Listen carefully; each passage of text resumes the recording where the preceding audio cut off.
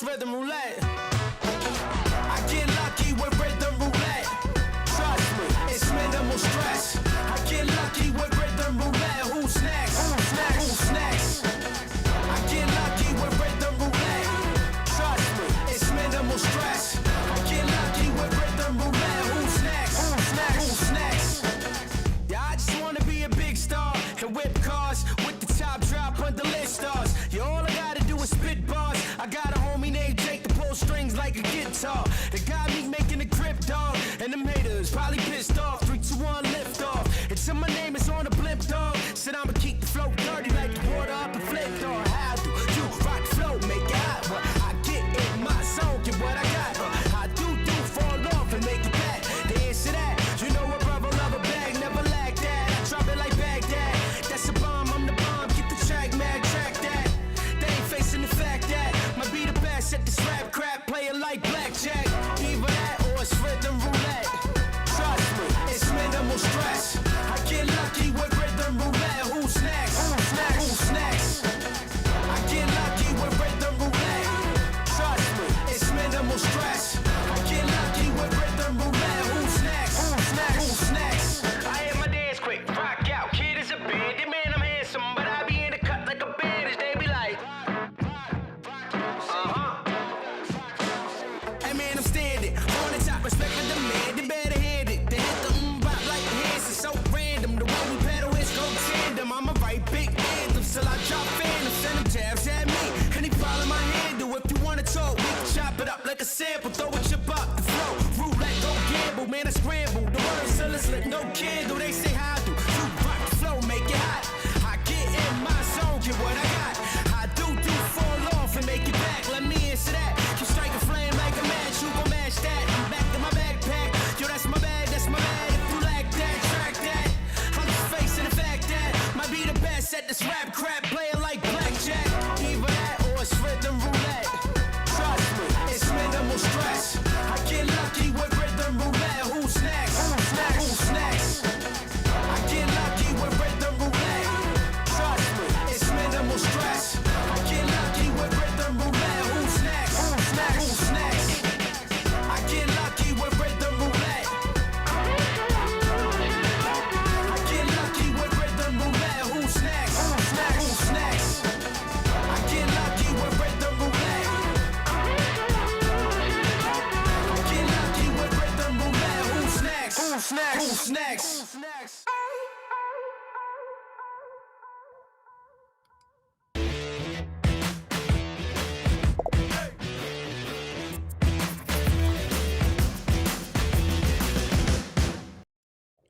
Hey guys, thank you very much for joining. A shout out to Luis.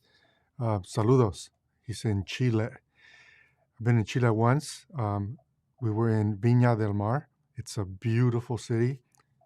If any of you ever have a chance to go down to Chile, it is a beautiful country, great people, terrific food, and some of the views are just kind of amazing. So again, thanks everybody for joining. Really appreciate you all. This was definitely not planned, and I'm not going to waste any of your time. I want to let you know that I did upgrade the firmware on my R5 today. I'm running the newest version, and I have a couple of cameras. Hey Tyler, thanks for stopping in, dude. Carl, thanks for stopping by from Australia. Steelworks Media, always good to see you, dude. I owe you an answer, Steelworks, and I will get you that answer today. It's been a little hectic. I've been working a lot. But again, going back to the purpose of this video, I upgraded my firmware, and it appears that Canon has addressed all of my concerns. Everything works now as expected. And I do have an R5 right in front of me here. You can't see it. Well, you can see it if I just show you my GoPro. So I have an R5. We got a little drink going here, a little tiny scene that the R5 is going to be focusing on. And I'm going to show you all what it is that we can now see and why view assist was an issue for me. And apparently for a lot of you. I got a lot, like this guy has been blowing up today. And I've been on set. I just got off set, so I figured I'd do this to try to address questions as well as let you all know that I did upgrade the firmware on the R5, and I am very happy with what Canon has done. Some people went as far as giving me credit for helping push for this update, and while I gracefully accept the kudos, I guess, the that you guys thinking I have that kind of pull, I think what made the biggest difference was, yes, I did bellyache in my video. Yes, I did have issues with it, and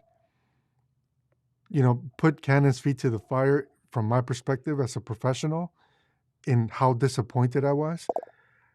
But that call to action with every single one of you who chose to jump on board and call Canon and harass them about what I called a screw up, a fumble with that last version of the firmware, is what really allowed for us to receive the update so quickly and essentially have it address everything that was my concern, but apparently more than my concern, what many people's concern. So I thought that was really, really good.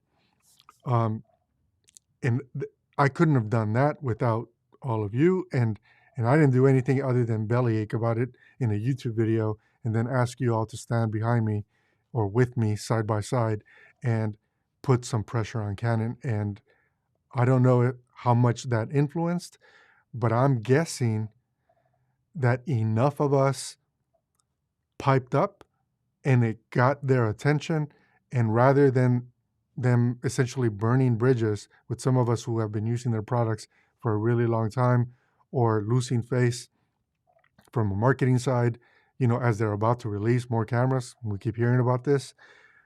I thought they did the right thing, helped us out and addressed the issues. And I'm very happy to say View Assist now is back to normal, regardless of which C-Log version you're choosing to use on the Canon EOS R5. So with that, let me switch over to the camera here. And here's what you guys are going to notice. So this is the R5, right? So the image that we're seeing is off of the R5. Over HDMI, View Assist doesn't work. So View Assist only works on the actual rear LCD screen.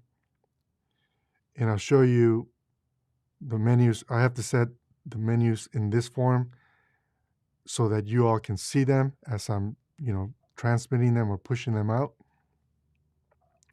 which means I lose my touch functionality, but that's okay because all we care about is this Canon log settings, C-Log 3, View Assist on, Cinema Gamut. And what I'll do now is I'll exit out of here.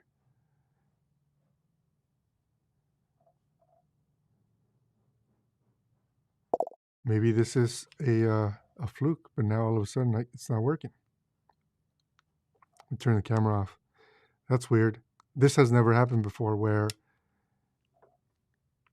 I go into the menu system and then I can't see the camera anymore. Okay, if everything fails, we just turn off or unplug the USB and see if that helps. Yeah, so maybe it's my USB cable. So we're not going to blame it on Canon. And now let's take a look at the GoPro. So here's the image. I don't know how in focus this is going to be. Hopefully this makes sense. But View Assist is in color, right? Now if I go, I have to switch views so I can actually do this. So if I turn View Assist off, then back out of this menu, and then show you the GoPro camera again, now you can see this is a flat image. Once again, it's all flat. This is what I didn't want, right? This is what I was complaining about when I was belly aching. I don't want to have to shoot in this form. I like to see things in color so I can gauge sort of what my final outcome is actually going to be. And now, let me just turn this back on. But of course, I got to switch so I can navigate. turn view assist on, back out, and show you. And we have a beautiful full color, all resolution image happening again. That's what I wanted. That works. It's fixed. And there was another question about, like if I'm using a different version of Canon log. So if I'm using Canon log, the original Canon log that the R5 came out with, will it actually display differently?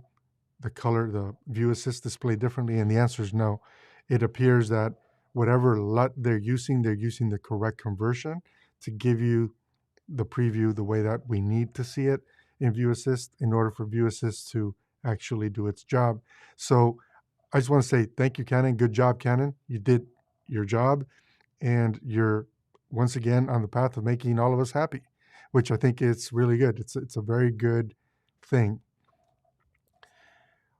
It would be nice if view assist pushed out the LUT going into a monitor, but these days most monitors have the ability to accept a view assist type LUT that allows you to monitor instead of having to look at a log image on your monitor. So I don't think that that's a big deal.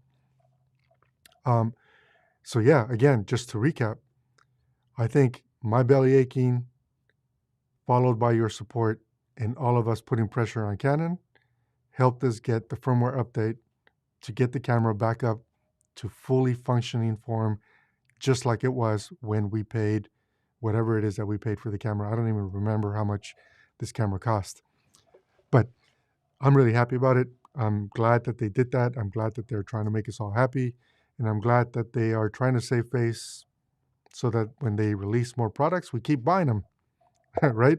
Like, that makes sense. Young Sancho, thanks for stopping by, dude. Appreciate it. So let me take a quick look here at your comments. So let's see, the creative gentleman, thanks for stopping by, man. Really appreciate it. Good vibes. Thanks for stopping by. Tyler, you rented the R5 last week and view assist was pretty bad. Glad they fixed it. Yeah, man.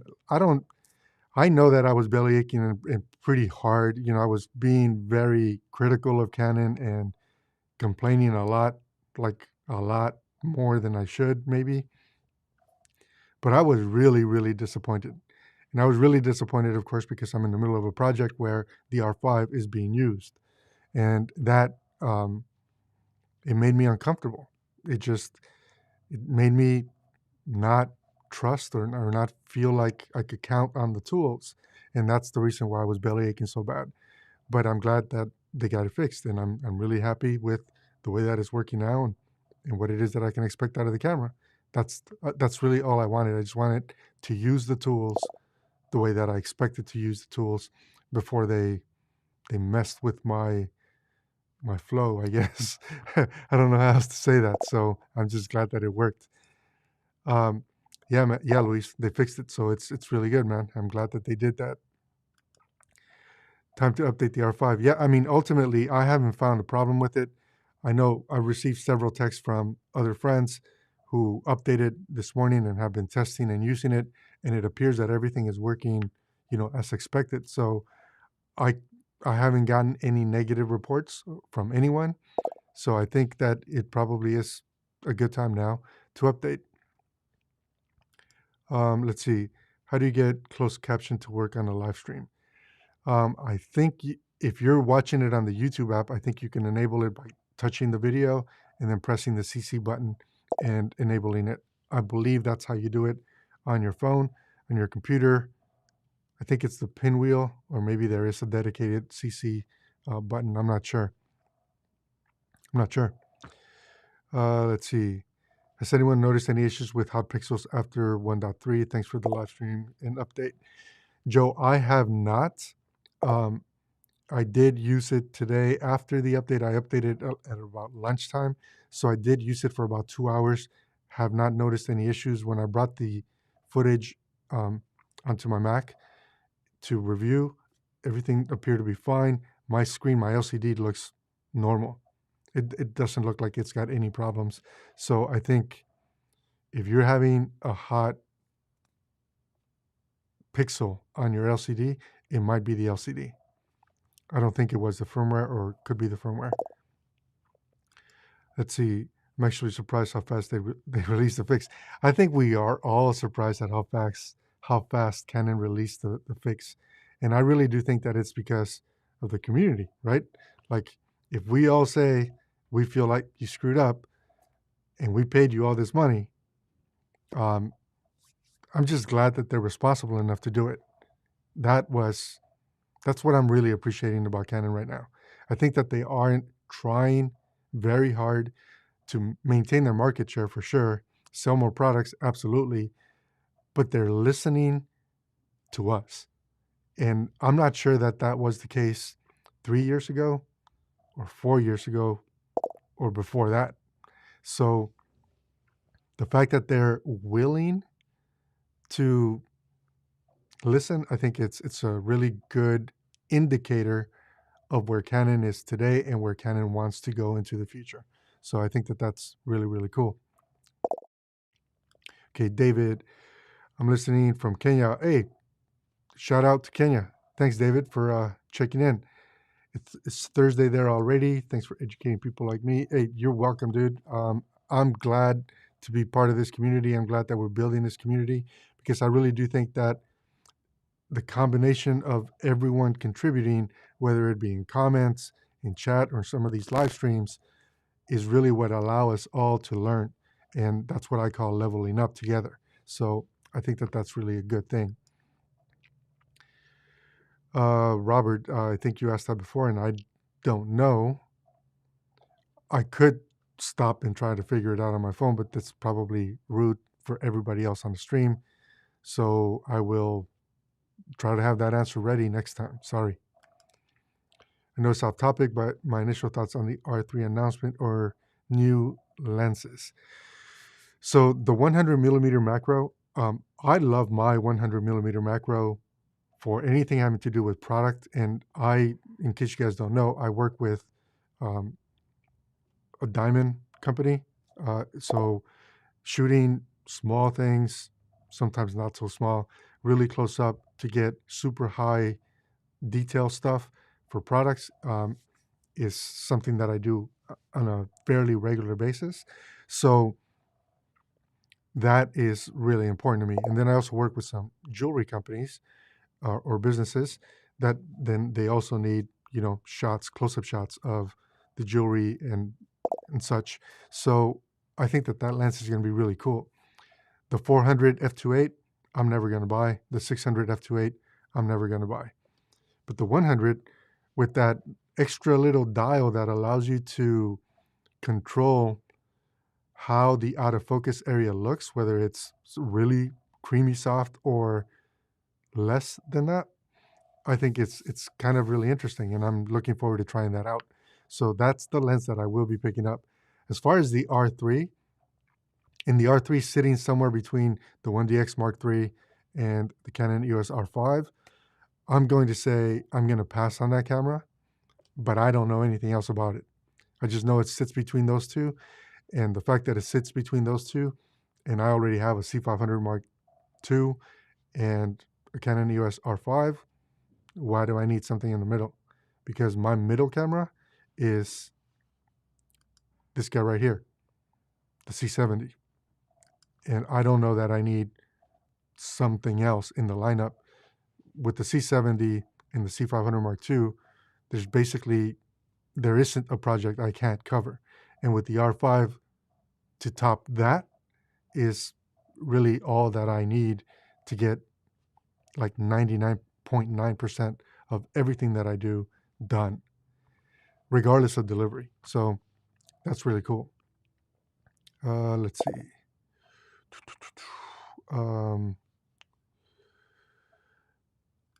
Steelworks, they need to expand the lens compatibility list from the speed booster for the C70. So yeah, I agree with you, Steelworks. I don't know if you guys saw my last video where I said I was wrong about the C70, where really it's the witness marks. And I know I got a lot of comments about why am I doing it the old school way when I can use the new school way of doing things. Well, in commercial production, when you have a focus puller and you can let them know exact measurements, you could be on an ARRI, you could be on a C500 Mark II, you could be on a C700, you could be on a RED. It doesn't matter. That skill set goes beyond the camera body. So being able to measure your distances, allow your first AC to understand and know this so he can hit every single focus mark when you're working on your narrative project or on your commercial production, eliminates the need for tools like Focus Assist on the C70. Because again, I can go from not shooting on Canon and the skill set still applies. That was my reasoning, and that's how I normally test, and why it is that I do things the way that I do them, and why ultimately it was flawed. I used a lens that is not on the approved or compatible list for the focal reducer, and that was my breaking point, or the point that broke the test, because the lens is not compatible, or at least not yet compatible. The witness marks were all off, and it's a relative off, right? So at 3 feet, it's 3 inches off, that the witness marks. At 4 feet, it grows to like 6.5 inches, and then at 9 feet, it gets even a bigger discrepancy. So I just happen to be in that Goldilocks. It's kind of in focus, but it really isn't in focus on the test. And that was just because I chose not to take off the focal reducer on the C70. Now you guys know the whole backstory, and you also now know why I didn't just try to explain that in a comment to all the people that said, why am I using focus marks, or why am I using witness marks on a lens? Anyway, so yeah, if they expand it, that's great. Today, I posted on Instagram, if you guys follow me, you already saw this, that I am committing to using the focal reducer on the C70 moving forward. And what that also means is that I'm also committing to really allowing 2 lenses to live on that camera, the 16 to 24 f2.8 and the 24 to 70 f2.8, because both of those are on the approved list for the focal reducer. And that's how I'm going to roll with the C70 moving forward until they add more lenses, and then I'll expand from there. But my C&E lenses will likely not be used on the C70, given that it's my B cam. So there you go. Again, I overshared. And by the way, cheers to all of you who it's time for a drink. It's definitely time for a drink for me.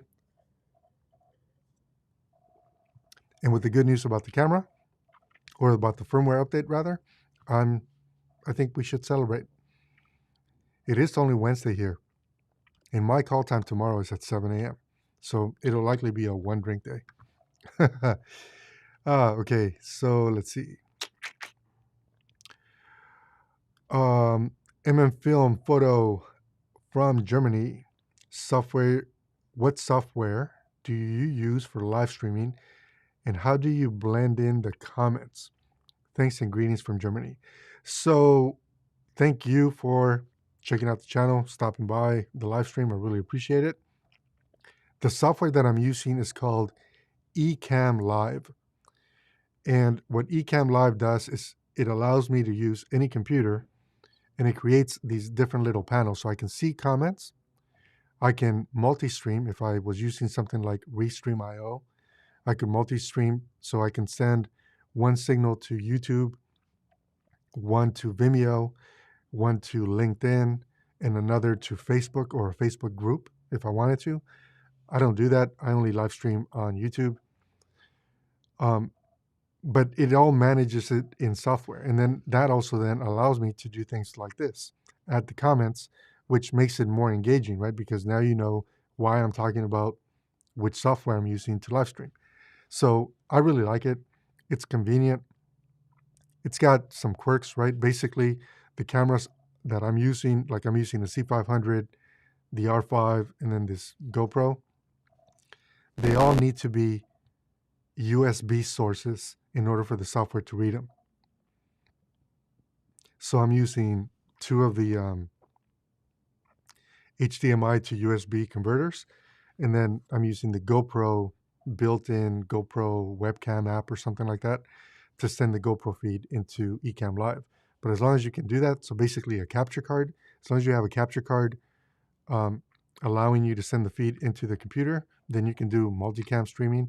Or if you have a switch, then whatever that switch is needs to be viewed as a USB camera or source in order for this thing to work. And it works slick. The other thing that this does, I don't want to get too much on the Ecamm thing, but one of the other reasons why I like Ecamm is because it allows me to fully record. So like if I'm working with a client, I can go and record an entire video, start to finish with different cuts, whatever, and then stream it to something like Facebook or Instagram live. It's not live, it's pre-recorded, but the software allows me to treat it as if it was live in the Facebook feed, the YouTube feed, or wherever I'm sending it for my clients. They all think it's live. So I can do a fully produced video and make it seem as if it's live, and all the client needs to do is sign in and comment as people are commenting, and it works really slick. So yeah, that's why I like Ecamm Live. Sorry I went off on that tangent. I was actually really happy about the 120 1080. It's gorgeous, and you don't need a CFast card for great slow-mo. Yeah, JD. I tried it 2 weeks ago. No, a week ago Saturday. I've been working like 18, 19 hours a day. Like seriously, last night was the first night that I got 6 hours of sleep. So keeping my day straight is starting to get a little tough because of sleep deprivation. But I did try it, and the slow-mo absolutely looks beautiful. So I would say it looks maybe on par or better than the 1DX Mark II 120 frames per second. Whatever they were doing there, they've improved it on the R5. So I think that that is actually a really good thing too. Okay, cool, Joe. Let's see. Massimo, working every day with the 1DX Mark II 8-bit color camera, but very happy with it. Probably C70 will be my next camera, or maybe, but very happy with it, maybe the R3. The 1DX Mark II is a beautiful camera, and the image that comes out of it is great. The only drawback for me with that camera really was not having C-Log, right? So C-Log, how can I say this? After you work with C-Log and you see what your possibilities are in post-production, it's hard to go back to having a baked-in color off of a Canon camera. And that's always been my hang-up. But the 1DX Mark II is a beautiful camera, produces a beautiful image, and it holds up against basically just about any other camera. Dynamic range is not, cinema quality, but it is not bad. It's like 12 and a half, 13 stops. So I think it's really good. It's a great camera. And if you were going to upgrade to a C70, yeah, that would be an upgrade, because the C70 is like on another level. I've said this before, and some people might think I'm just pretending, but the C70's image is superior to the C200 RAW image. It just is. And the workflow, it's like a million times better. So yeah, the C70 would be an upgrade, Massimo. And yes, JD, CF Express, you're right. CF Express is way more expensive. And it is good that you don't have to use it when you're capturing in slow motion. Thanks for the update. The RR3 looks like a great new option. Hopefully they will release video specs soon. So Devin, if this is a development announcement that they're pushing, my guess is they're trying to slow down the amount of Sony sales that Sony has been getting lately. When they announced the C70, was that right? When they announced the R5, that was the announcement that I most vividly remember. it took them almost 9 or 10 months before we actually had solid-ish information about where we were going. And then, as you all remember, 8K video is what they led with. And of course, we know that 8K video is limited by a number of factors. So I don't know. I think I'd like to see the R3 once it's released before I make any judgment calls on whether, where that camera sits. But again, for me, I don't think it's going to sit anywhere in my lineup, given that I have or use the C500 Mark II, C70, and the R5. Like, I don't know that I need an in between any one of those. Thank you, Carlos. You're the most genuine gear reviewer on YouTube platform. So thank you, Sanjan. I appreciate that. I don't think of myself as a gear reviewer per se. I think of myself as a peer to all of you. Because do I have a YouTube channel? Yeah. Do I make my living off of YouTube or YouTube reviews? No. I'm out there just like you all, trying to make a living off of the tools that are available.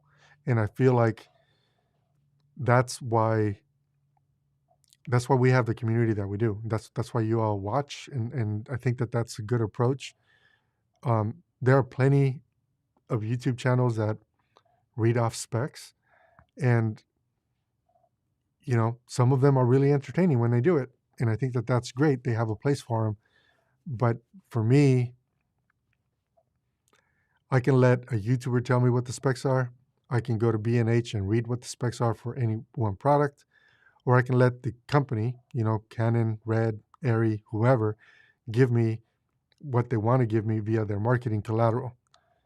Or I can talk to somebody else who's actually using the product, has taken it out on the field, put it through real work scenarios, or maybe even paid projects, and give me their feedback and opinion.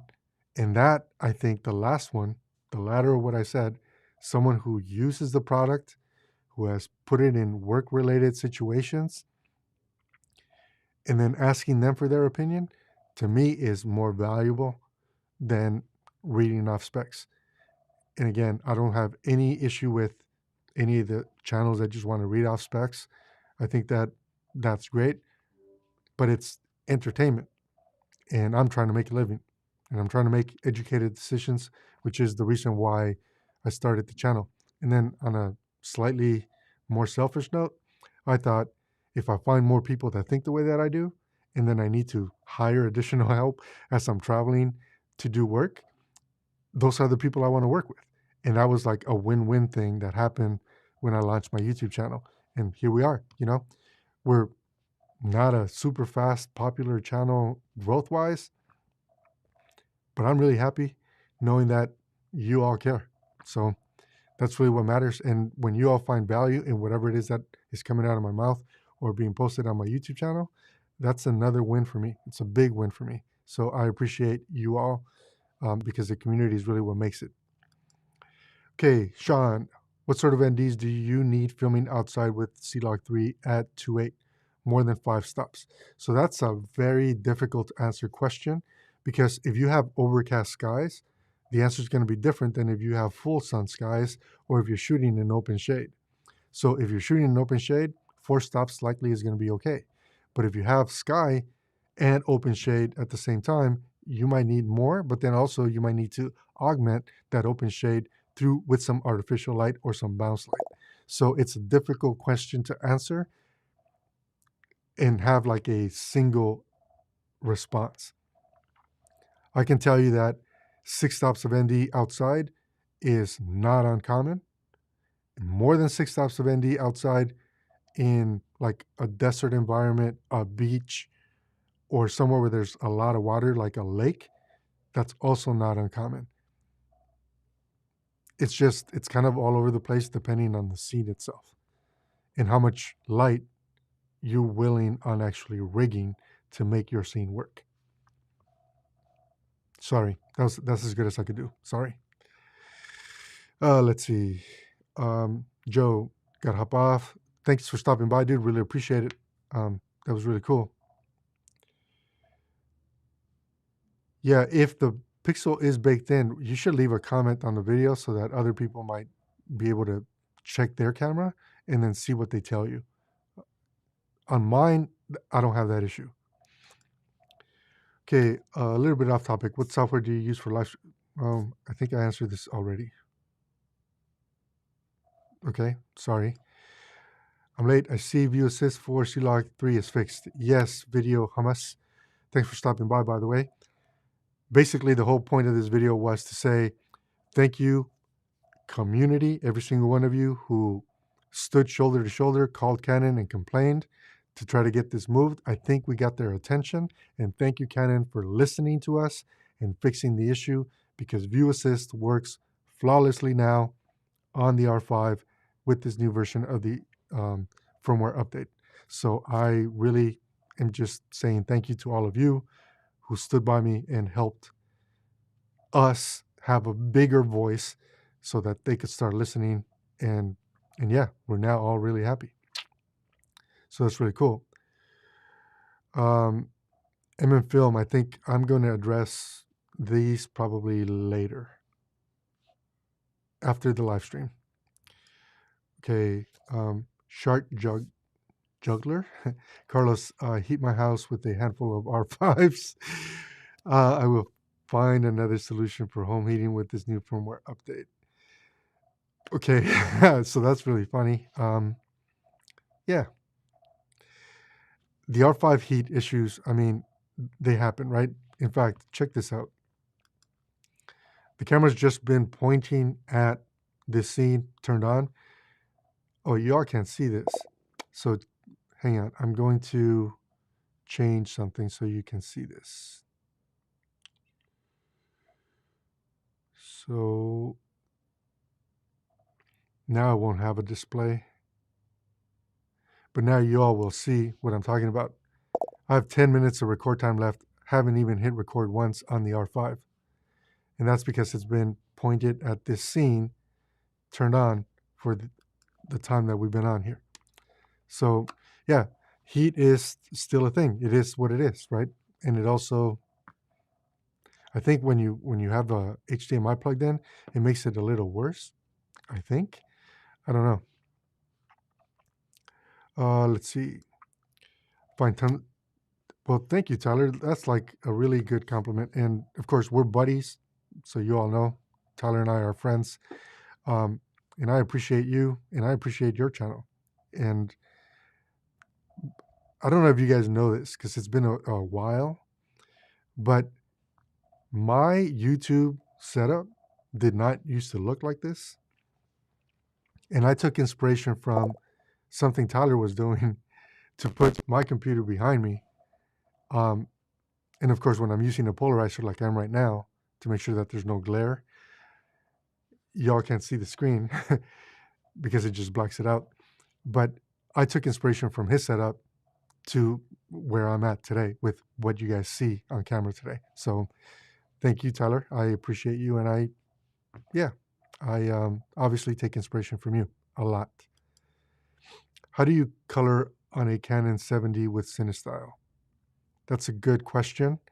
And it's not a question that I can answer without actually showing. So that's going to be, I don't know, maybe we'll do a tutorial or something. But Cinestyle, there's a video that's on my channel that compares Cinestyle with like real Canon C-Log LUT and a lot of other paid profiles for cameras like that.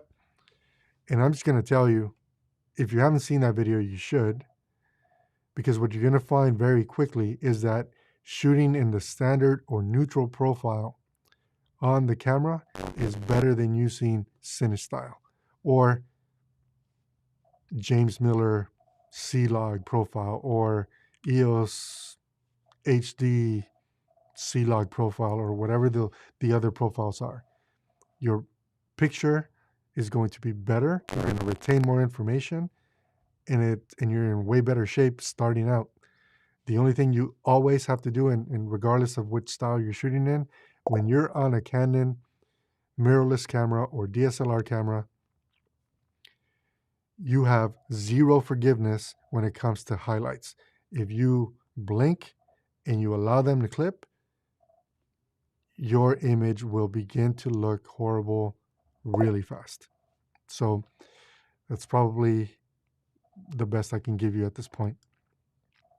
Film Kit, thanks for letting me know about the firmware update, dude. I appreciate that. And you're one of the reasons why I'm making this video, because I wanted to make sure I said thank you to everyone who reached out today. And then also thank you all for helping me have a bigger voice and, letting people know that we wanted this fixed. So I appreciate it. So let me go back to your comment. It is working. Absolutely, it's working. Is it working C-Log 1 now different from the one on C-Log 3? And the answer is no.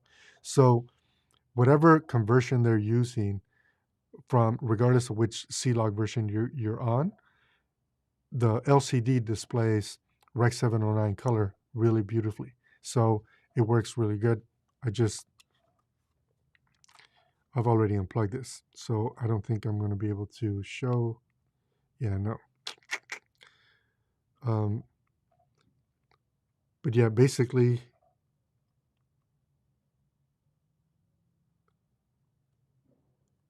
yeah, I can't tell the difference. View Assist looks identical regardless of which C-Log version I'm using on my camera. So Canon did a good job. Good job, Canon. Thanks for taking care of us. You seem to have a loose audio cable where getting occasional static when you move. Just FYI. So, that's really interesting. And maybe what's happening is my microphone is too hot or I'm getting too excited. I don't know. I have well, I think I could show you. This is my audio setup. I think I can show you. I have a Sheps going directly into my C500 Mark II via XLR. And the attenuator doesn't, it looks like I'm peaking at -12. So I'm not sure. I'm not sure what that static is. But thanks for letting me know. I'll look into it and try to make sure it doesn't happen in the future. Find your content useful and thanks for taking the time to answer some of the questions through DMs. Yeah, thank you, Steelworks, for having patience. I appreciate you, man. It's really cool. Can you confirm that C-Log 2 exists on the R5? I don't see any changes between C-Log 1 and C-Log 2 in Resolve. So, David, what I can tell you is that I think it's a Resolve problem, not a version of C-Log problem. And here's why I'm saying what I'm saying. I did a video where I was comparing C-Log 3 to C-Log 2, and I was using clips from my C500 Mark II, right? So that camera can capture in all three versions of C-Log. And I can see the waveforms and how they were stacked. So when I loaded a C-Log 2 clip in Resolve, I can see exactly how I exposed. So my waveform was very narrow, right? And it was very much below the 700 IRE line. That's where my highlights fell. And then I loaded from the same project a clip that I shot in RAW, so 8K RAW from the R5 into Resolve, and my waveform matched almost perfectly to the C500 Mark II C-Log 2. So I think what happens is that Resolve doesn't decode or doesn't know the difference or doesn't have a profile in place for Canon Log Original, which is why when we load RAW from the R5 into Resolve, we see it as C-Log 2. If this wasn't clear enough, I'll have to do a whole YouTube video about it where I show the clips and you guys can see where the source is coming from. But that's the reason why I've been saying C-Log2 exists in the R5, because when I capture in RAW and I bring it into Resolve, it is decoded as C-Log2, not C-Log original and not C-Log3. So hopefully that helps.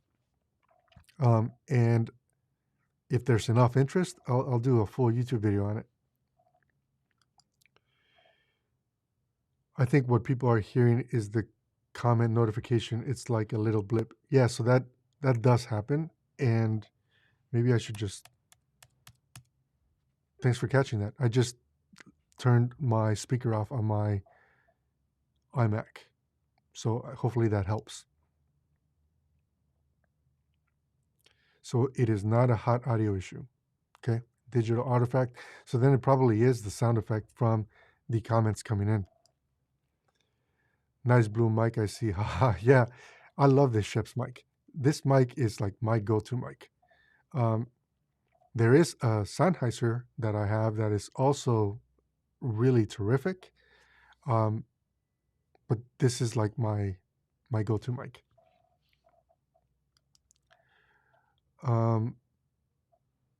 So maybe it's happening when I'm doing the switch, Steven. I don't know. Maybe when I switch from one camera to another, that's what's causing the hiccup, even though my audio source doesn't change, which is weird. I don't know. It's a bit deeper in electronic tone, but sounds like a slow drip from water tap into a sink. I heard it on his last video on this subject as well. Yeah, so because I'm not monitoring, then that's also a problem. But, I mean, there are lots of things that are happening. Like this Edison bulb that is kind of out of frame there actually has a little bit of a hum to it. So maybe that's part of the problem. Maybe they're my lights. I don't know. I'll have to fine-tune my setup, I think, before I can actually get to the bottom of it. It happens a lot more when you move around. So what y'all are hearing then is static. It's got to be.